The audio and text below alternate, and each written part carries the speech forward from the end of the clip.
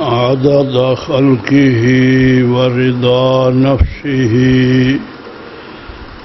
وزنة عرشه ومداد كلماته.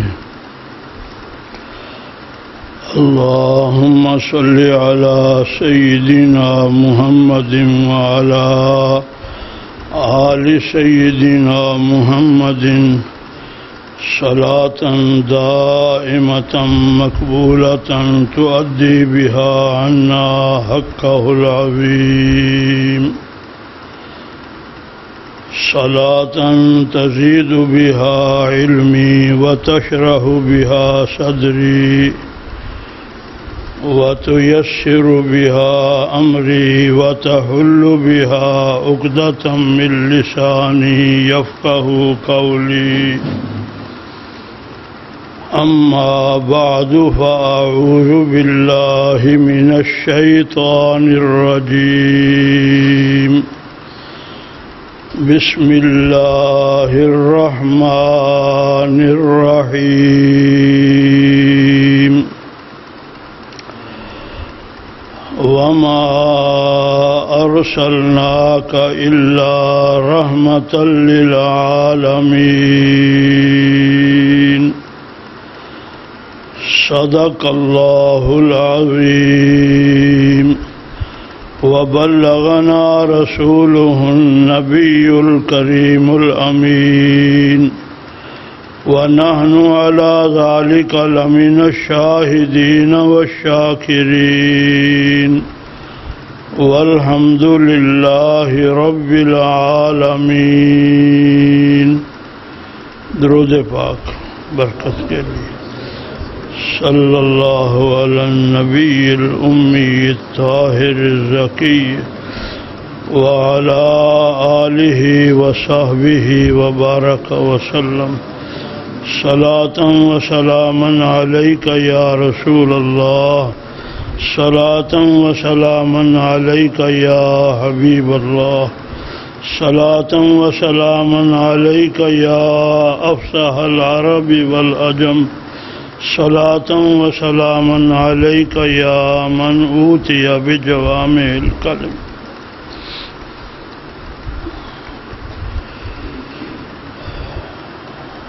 اے حبیب،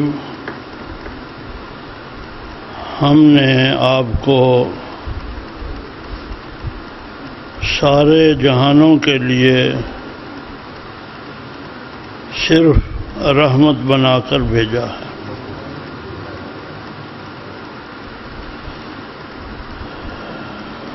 خطبہ کا عنوان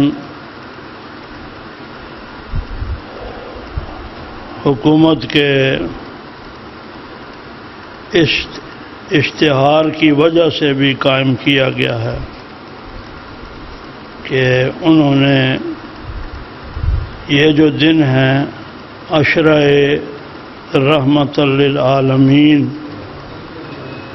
منانے کا منصوبہ بنایا ہے.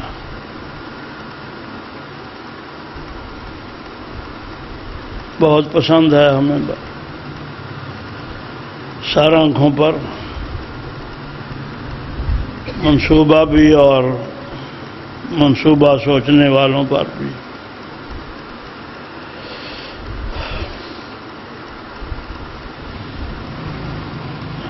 ہمیں حکم بھی یہی ہے، تعاونوا علی البر والتقوی،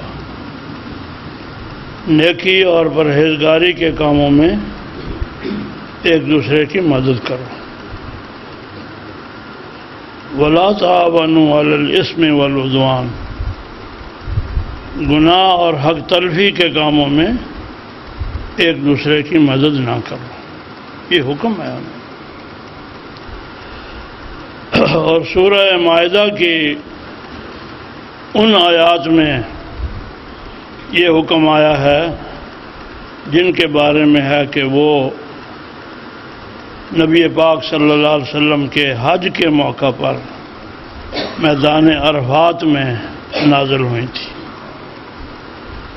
جن میں زیادہ مشہور حصہ ہے الیوم اکملت لکم دینکم واتممت علیکم نعمتی، آگے تک یعنی یہ آخری تعلیمات میں سے ہے اسلام کی، قرآن کی۔ نیکی اور تقوی کے کاموں میں ایک دوسرے کی مدد کرو، اور گناہ اور حق تلفی سرکشی کے کاموں میں ایک دوسرے کی مدد نہ کرو۔ اس لیے بھائی ہمیں خوشی ہے۔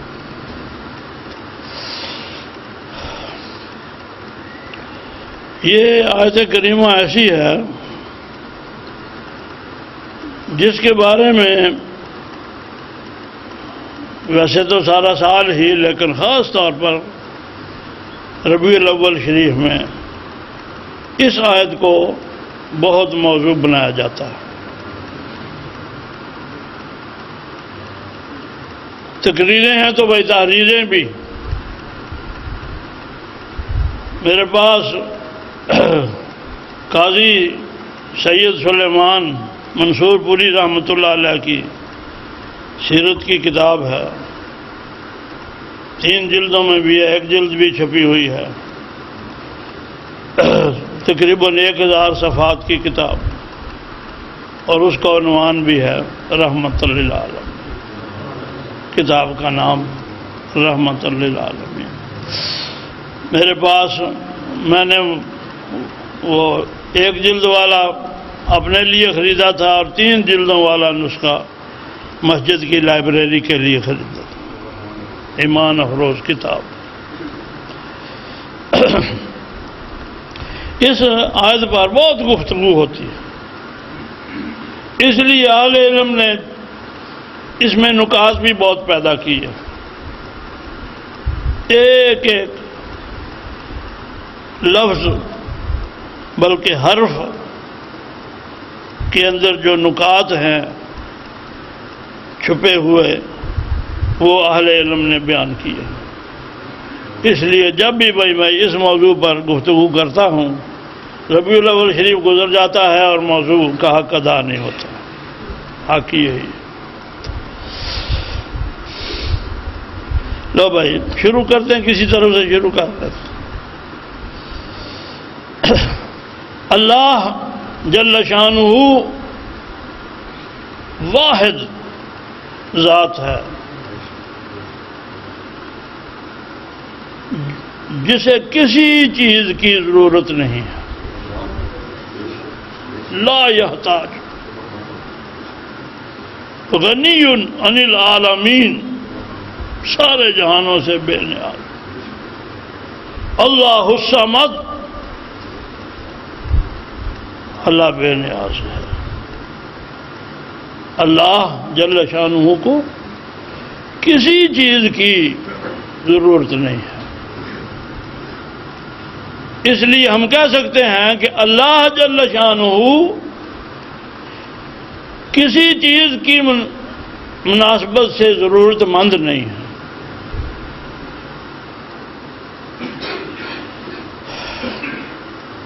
حدیث قدسی ہے، بخاری اور مسلم، اور ان دونوں کتابوں کے حوالے سے 40 نووی اور پھر سینکڑوں کتابوں یہ حدیث قدسی جو ہے بیان ہوئی ہے۔ حدیث قدسی ہوتی ہے اللہ جل شانہ نے یہ فرمایا۔ دوسری جو حدیث ہوتی ہے وہ یہ ہوتی ہے عن ابی ہریرہ رضی اللہ عنہ قال قال رسول اللہ صلی اللہ علیہ وسلم، حضور کا ارشاد ہوتا ہے حدیث، اور حدیث قدسی میں آگے ہوتا ہے قال اللہ عز و جل، اللہ عز و جل نے فرمایا، سند اوپر تک جاتی ہے۔ ارشاد فرمایا کہ اے اولین و آخرین انسانوں، اگر تم سب کے سب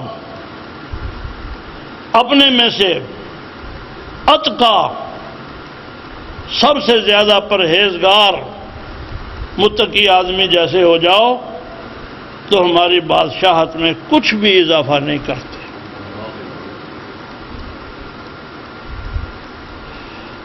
اور اے اولین و آخرین انسانوں، اگر تم سارے کے سارے اپنے میں سے افجر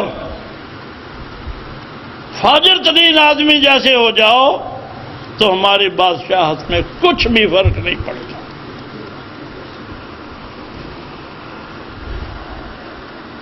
اولین و آخرین انسانوں، اگر تم سب ایک میدان میں جمع ہو کر ہر آدمی اپنی اپنی خواہش ہم سے مانگے اور ہم ہر ایک کو اس کی خواہش سے 10 گنا زیادہ عطا فرما دیں، ضرورت کا لفظ نہیں، خواہش، اس کی خواہش سے 10 گنا زیادہ عطا فرما دیں، تو فرمایا ہمارے خزانوں میں اتنی کمی بھی نہیں ہوتی جتنی ایک سوئی کی نوک کو سمندر میں ڈبو کر نکالنے سے ہو سکتی ہے۔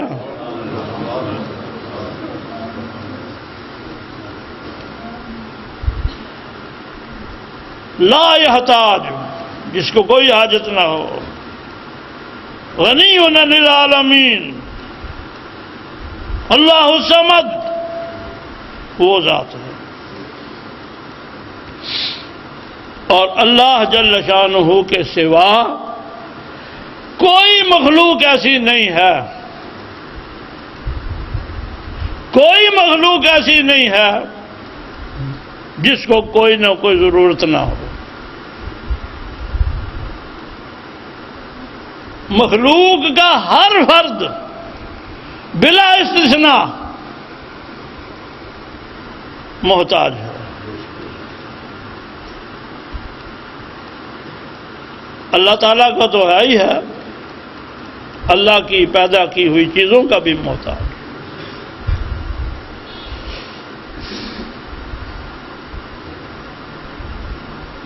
نبی پاک صلی اللہ تعالی علیہ وسلم،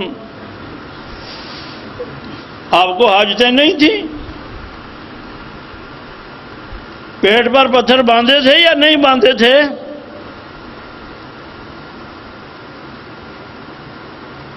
احد میں زخمی ہونے پر پٹیاں باندھی تھیں یا نہیں باندھی تھیں؟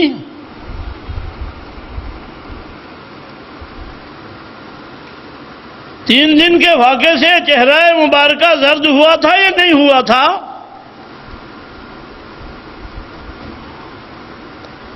اس لیے میں نے یہ لفظ بولا، کوئی ایکسیپشنل کیس نہیں ہے، مخلوق کی ہر قسم اور ہر قسم کا ہر فرد محتاج ہے کسی نہ کسی، ہوا کا، پانی کا، خوراک کا،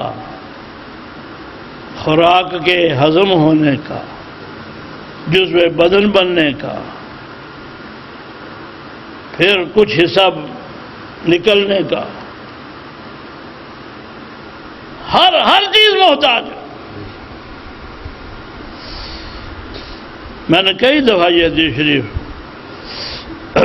مختلف موضوعات کے تحت عرض کی ہے کہ ارشاد فرمایا، کوئی آدمی صبح اعوذ باللہ السمیع العلیم من الشیطان الرجیم 3 دفعہ پڑھ کر سورہ حشر کی آخری 3 آیتیں پڑھے تو فرمایا کہ 70,000 فرشتے اللہ جل شانہ اس کی حفاظت کے لیے نازل فرما دیتے،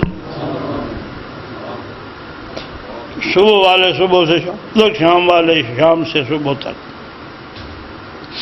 اور فرمایا کہ اگر وہ آدمی وَإِن مَاتَ فِي ذَلِكَ الْيَوْمِ مَاتَ شَهِيدًا وَإِن مَاتَ فِي تِلْكَ اللَّيْلَةِ مَاتَ شَهِيدًا، جو آدمی جن کے وقت فوت ہو جائے اس کو اللہ شہیدوں میں شامل فرما دیتے، جو رات کے وقت فوت ہو جائے اللہ اس کو شہیدوں میں شامل فرما دے۔ اب وہ 70,000 فرشتے آ کر کرتے کیا ہیں؟ ایک انسان کی حفاظت کے لیے تو ایک فرشتہ بھی کافی ہے، بھائی پہلے ہی موجود ہیں. کسی آدمی نے اگر یہ سورہ حشر والا عمل نہیں کیا اور 70,000 فرشتے حفاظت کے لیے نازل نہیں بھی ہوئے تو بھئی آپ حفاظت میں نہیں ہیں. قرآن مجید میں ہے وَإِنَّ عَلَيْكُمْ لَحَافِظِينَ، بے شک تم پر حفاظت کرنے والے مقرر ہیں. کرامن کاتبین، عزت والے، لکھنے والے. لوگ کہتے ہیں 2 فرشتے ہوتے ہیں، اور بھائی کاتبین جمع کا صیغہ ہے. صرف 2 ہوتے تو کاتبین ہونا تھا، بے پر زبر ہونی تھی.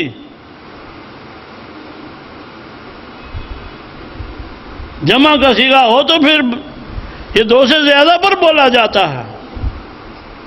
کرامن کاتبین یعلمون ما تفعلون، جانتے ہیں جو کچھ تم کرتے ہو.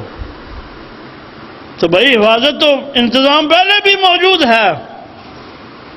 وَإِنَّ عَلَيْكُمْ لَحَافِظِينَ، شک نہ کرو، اِنَّا، بے شک.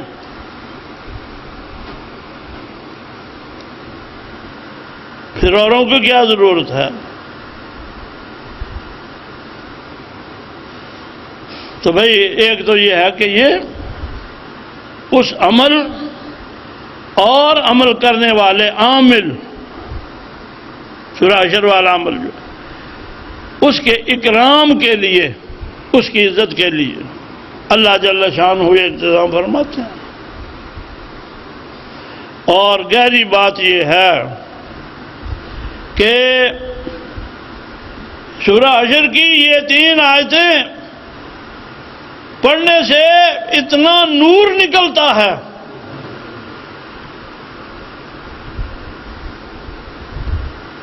کہ 70,000 فرشتے صبح کے وقت اس نور کو کھانا شروع کرتے ہیں، لینا شروع کرتے ہیں، حاصل کرنا شروع کرتے ہیں.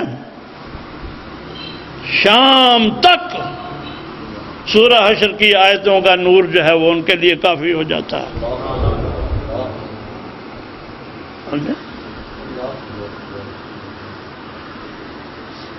ایک فرشتہ بھی کافی، 70,000 کی کیا ضرورت؟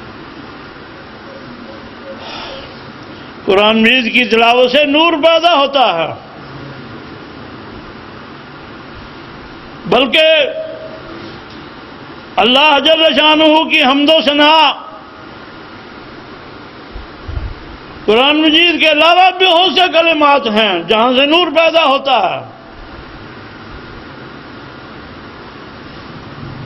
صرف قرآن سے نہیں، اور لفظوں سے بھی، حتیٰ کہ ان لفظوں سے بھی جو نبی کی زبان سے نہیں نکلے ہوتے،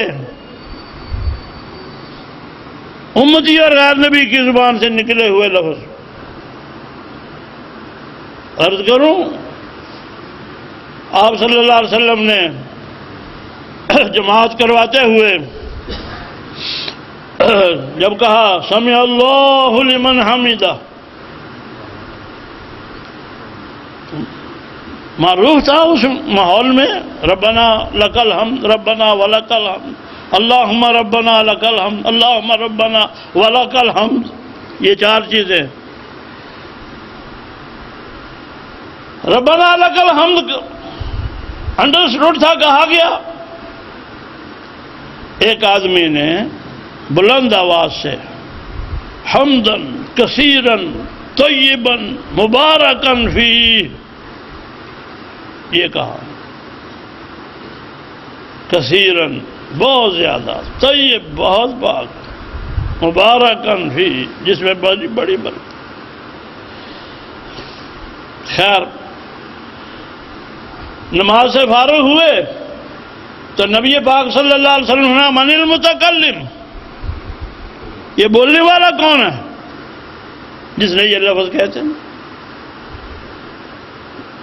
میں نے کہا تھا نا کہ غیر نبی کی زبان سے بھی نکلے ہوئے لفظ ایسے ہو جاتے ہیں.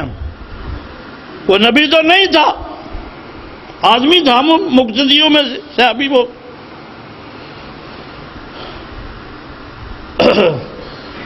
ایسے لگتا ہے بہت جو قریب کے جو صحابی تھے بھائی نبی پاک صلی اللہ علیہ وسلم ان کی آواز کو نہیں پہچانتے تھے. پوچھنے کی کیا ضرورت تھی؟ اگر کسی قریبی آدمی نے یہ لفظ کہے ہوتے اور آپ اس کی آواز کو جان لیتے. اس کا مطلب ہے کہ بہت قریبیوں میں سے بھی نہیں ہوگا، اس کی آواز ذرا اجنبی ہوگی. وہ بیچارہ آپ نے فرمایا من المتکلم، بولنے والا کون؟ وہ ڈر گیا،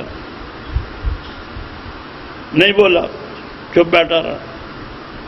پھر آپ نے پوچھا من المتکلم لا باس بہ، بولنے والا کون تھا؟ اس نے کوئی غلطی نہیں کی، کوئی حرج کا کام نہیں کیا. پھر اس نے کہا جی حضور آنا، میں نے یہ لفظ کہے تھے. حضور صلی اللہ علیہ وسلم کے تسلی دینے کے بعد حضور یہ لفظ میں نے کہا تھا حمدن کثیرن طیبن مبارکن فی. نبی پاک صلی اللہ علیہ وسلم نے فرمایا کہ جب تم نے یہ لفظ کہے تھے تو میں نے دیکھا کہ 20 سے اوپر فرشتے ہیں جو ان لفظوں کو لوٹ لینے کے لیے ایک دوسرے سے آگے نکلنے کی کوشش کر رہے تھے. میں مناسب لفظ سوچتا رہا ہوں، مجھے سمجھ نہیں آئی. اس سے زیادہ قریب المعنی لفظ شاید اور نہ ہو. نور اوپر اٹھ رہا تھا، نوری فرشتے جو ہیں ان کو لینے کے لیے آ رہے. تو قرآن کریم، احادیث طیبہ اور احادیث کے علاوہ بھی نیک لوگوں کی اچھی باتیں جو ہیں جب وہ منہ سے نکلتی ہیں ان سے نور پیدا ہوتا ہے، اور جن کی نور خوراک ہے وہ آ جاتے ہیں. چلو بھائی، اس سے زیادہ اور واضح مثال میں کیا دے سکتا ہوں کہ اللہ جل شانہ کو کسی چیز کی ضرورت نہیں، اور مخلوق میں سے کوئی بھی ایسا نہیں ہے جس کو کسی چیز کی ضرورت نہ ہو. کوئی کسی نہ کسی چیز کی ضرورت ہے.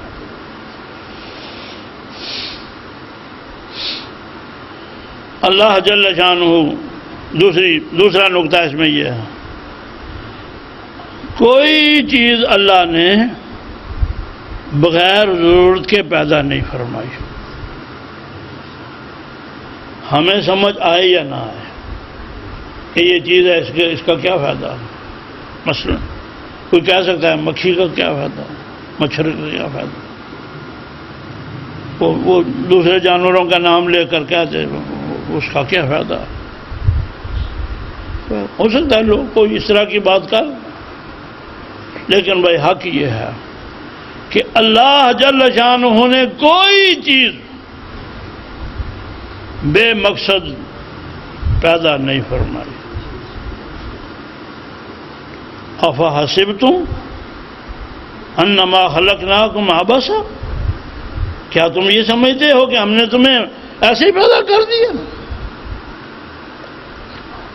ہم نے کوئی کھیل کود نہیں کی، تخلیق کی ہے.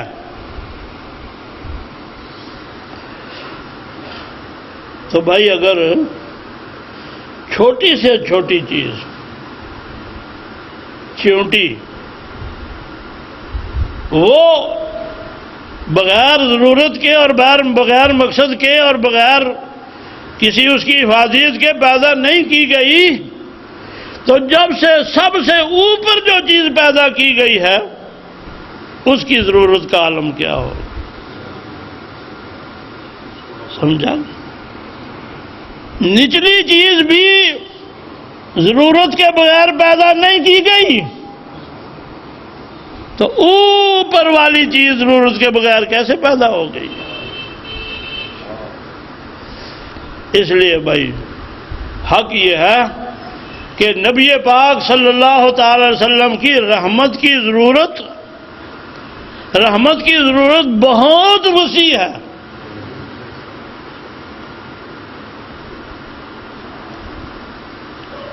فرشتے بھی آپ کی رحمت کے ضرورت مند، انسان بھی آپ کی رحمت کے ضرورت مند، جن بھی آپ کی رحمت کے ضرورت مند، حیوانات بھی آپ کی ضرورت کے، آپ کی رحمت کے ضرورت مند، نباتات بھی، جمادات بھی،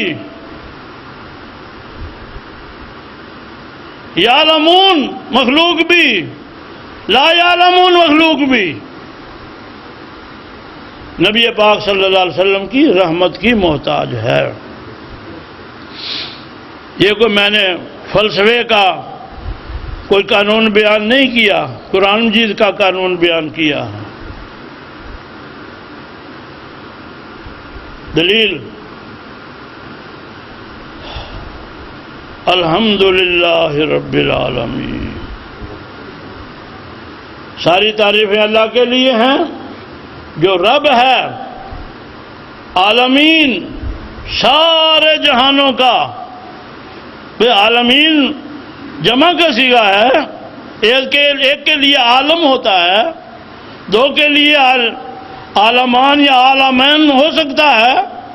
رب العالمین سارے جہانوں کا رب،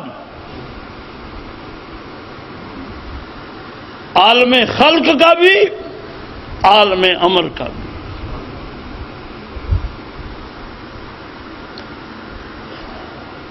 فرشتوں کے جہان کا بھی، عالم جبروت کا بھی، اور ہاہوت کا بھی، اور لاہوت کا بھی، اور ملکوت کا بھی، اور آسمان سے نیچے عالم ناسوت کا بھی. اللہ جل شانہ رب. اس بات میں کوئی جھگڑا تو نہیں ہے. کسی اسلامی فرقے نے کہا نہیں فلاں چیز باہر ہے. اب سنیے، وَمَا أَرْسَلْنَاكَ إِلَّا رَحْمَةً لِّلْعَالَمِينَ. اے حبیب، ہم نے آپ کو نہیں پیدا کیا مگر رحمت سارے جہانوں کے لیے. الحمدللہ رب العالمین میں عالمین کا مفہوم اور رحمت للعالمین میں عالمین کا مفہوم اور نہیں کہا جا سکتا. القرآن یفسر بعضہ بعضا.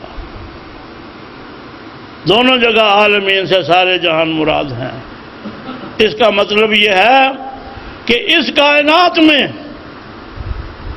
اس عالم وجود میں جس چیز کا وہ رب ہے، اس چیز کے لیے نبی پاک صلی اللہ علیہ وسلم رحمت ہے. رحمت للعالمین، سارے جہانوں کے لیے رحمت. دو نکتے ہو گئے اور وقت میں نے دیکھ لیا. کوشش کرتا ہوں ایک بات چلو ذرا اختصار سے بیان ہو جائے. رحمت کا معنی کیا؟ کہتے ہیں کہ کسی آدمی کو تکلیف میں دیکھ کر جو ہمدردی پیدا ہوتی ہے کہ میں اس کی تکلیف کو دور کر دوں یا اس کی تکلیف دور ہو جائے، جیسے یا کسی ضرورت مند کو دیکھ کر اس کی ضرورت پوری کرنے کا جو جذبہ ہے اس کو رحمت کہتے ہیں. ضرورت مند کی ضرورت، تکلیف زدہ کی تکلیف کو دور کرنے کے لیے جو جذبہ انسان کے اندر کیا جہاں جہاں رحمت ہے پیدا ہوتا ہے، اس کے لیے رحمت کا. اللہ جل شانہ کو بھی بھائی کسی کو تکلیف میں دیکھ کر اللہ کو بھی رحمت جوش میں آتی ہے.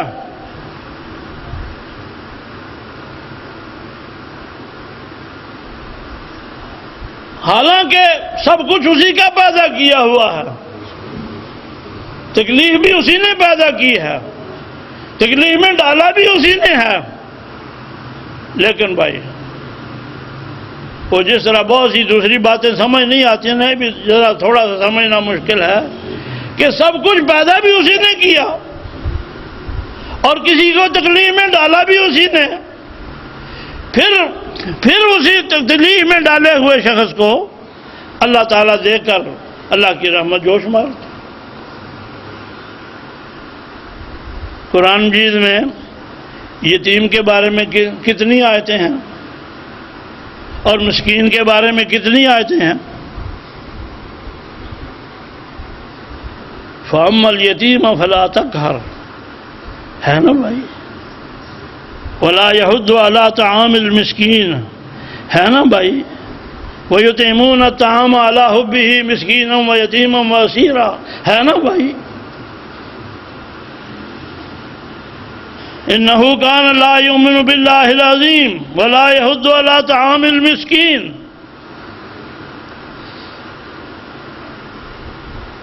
اللہ کو یتیم پر اس رحمت کا جذبہ پیدا ہوتا۔